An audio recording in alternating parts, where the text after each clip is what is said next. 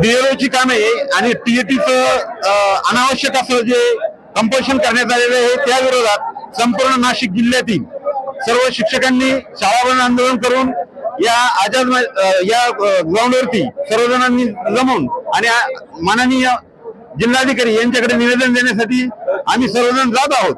आणि या निवेदनामध्ये आपण महाराष्ट्र शासनाला अशा स्वरूपाची विनंती करीत आहोत की येत्या काळामध्ये शिक्षकांसाठी जी टीएटीचं आयोजन करण्यात येईल ते टीएटीचं आयोजन हे तामिळनाडू सरकारच्या धर्तीवर खास अशी वेगळी शिक्षकांसाठी परीक्षा घेण्यात यावी।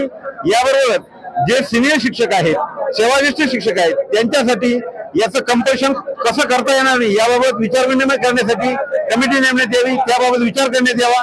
याबरोबर शिक्षकांना अशैक्षणिक कामांमध्ये सर्वात मोठं काम जर कोणतं असेल तर ते बीएलओचं काम आहे, ज्यासाठी महिनाभर तो शाळेत राहू शकत नाही, ज्यामुळे शिक्षकांवरती प्रचंड अन्याय होतो, विद्यार्थ्यांवरती अन्याय होतो। हे सगळं दूर करण्यासाठी तसं बघितलं तर न्यायालयाचेच महत्त्वाचे निर्णय आहेत। शिक्षकांना बीएलओचं काम देताना अतिशय शेवटच्या प्राधान्याने ते देण्यात यावं आणि ज्या वेळेला शिक्षक शिकवित असेल त्या कालावधीत मात्र त्याला देण्यातच येऊ नये। असं असताना सुद्धा अक्षरशः कार्यमुक्त करून सुद्धा बीएलओचं काम करायला सांगितलं जाते।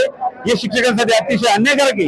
या सगळ्या अन्यायाच्या विरोधात सर्व शिक्षकांनी एल्गार पुकारलेला आहे आणि आपण या सर्व शिक्षक मिळून या स्वरूपाचं आंदोलन या ठिकाणी करीत आहोत। सर, वारंवार आंदोलन करावं लागतं, मुख्यमंत्र्यांची भेट घ्यावी लागते, काय वाटतं, काय म्हणतात या प्रशासनाविरुद्ध आपल्याला काय भूमिका वाटते? वारंवार शिक्षक आंदोलन करत आहेत, परंतु प्रशासन किंवा हे महाराष्ट्र शासन त्याच्याकडे लक्ष देत नाही। वास्तविक तसं जर बघितलं तर शिक्षण ही अतिशय महत्वाची गोष्ट आहे आणि शिक्षण हे देत असताना शिक्षक देणं परवडतं किंवा न परवडतं, म्हणजे परवडणार किंवा न परवडणार या मुद्द्यावर शिक्षण चालतच नसतं। एका मुलासाठी शिक्षक जपान सारख्या राष्ट्रांमध्ये केवळ एका मुलासाठी किंवा एक मुलगी शाळेत जाण्यासाठी रेल्वे स्थानकावरती रेल्वे थांबवली जाते आणि भारतामध्ये मुळात ज्या खेड्यापाड्यावरती 10-15 शिक्षक जे आहेत, विद्यार्थी जे आहेत, त्या ठिकाणी त्या विद्यार्थ्यांना शिकवण्यासाठी महाराष्ट्र शासनाला असं वाटतं की त्यांना शिक्षक देणं परवडत नाही, म्हणजे सर्व बाबीसाठी शासनाला खर्च करण्यासाठी आहे, परंतु शिक्षणावर मात्र ते खर्च करण्यासाठी त्यांची तयारी नाही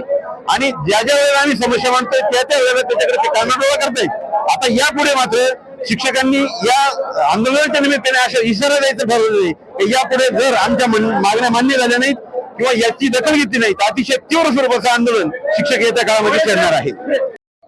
आज नाशिक जिल्ह्यातील हजारो कर्मचारी, शिक्षक संवर्गातील हजारो शिक्षकेतर कर्मचारी बीएलओ एसआयआरच्या कामाविरुद्ध रस्त्यावर उतरलेले आहेत। आपल्याला माहिती आहे की मागच्या काही दिवसामध्ये एसआयआरचं काम महाराष्ट्रामध्ये सुरू झालेलं आहे। खऱ्या अर्थानं पाहिलं तर शाळा 15 जून पासून सुरू झाल्या आणि एसआयआरचं काम लगेच सुरू झालं। शिक्षण हक्क कायद्यान्वये विद्यार्थ्यांना त्या वर्गासाठी शिक्षक उपलब्ध असणं ही सरकारची आणि समाजाची प्राथमिकता आहे, परंतु ते डावलून शिक्षकांना कार्यमुक्त करून शिक्षकांना एसआयआरच्या अशैक्षणिक कामाला जुंपलेलं आहे। खऱ्या अर्थानं अशैक्षणिक कामांचा जर जी आर आपण पाहिला तर त्याच्यामध्ये वर्षभरामध्ये चालणारी ही जी निवडणुकीची कामं आहेत ती अशैक्षणिक काम म्हणून गणले गेलंय आणि हे एसआयआरचं काम जर शिक्षकांकडे दिलं असेल तर खऱ्या अर्थानं घटनेच्या 21व्या कलमाचं उल्लंघन त्या ठिकाणी होत आहे, तरी देखील सरकारला जाग येत नाही की शिक्षणाचा अधिकार हा मूलभूत अधिकारांच्या इतका गरजेचा आहे। ज्याप्रमाणे माणसाला अन्न वस्त्र निवाऱ्याचा मूलभूत अधिकार या संविधानाने दिला आहे, त्याचप्रमाणे घटनेच्या 21व्या कलमान्वये शिक्षणाचा अधिकाराचे सुद्धा त्याच्यामध्ये नमूद आहे, परंतु शिक्षणाचा अधिकार अवहेळून शिक्षकांना बीएलओची आणि एसआयआरची जी कामं लावली जातात ती अतिशय चुकीची आहेत।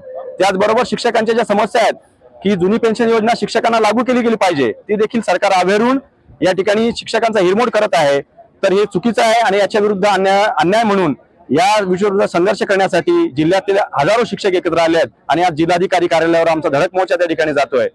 शिक्षक एकजुटीत, शिक्षक देत नाही।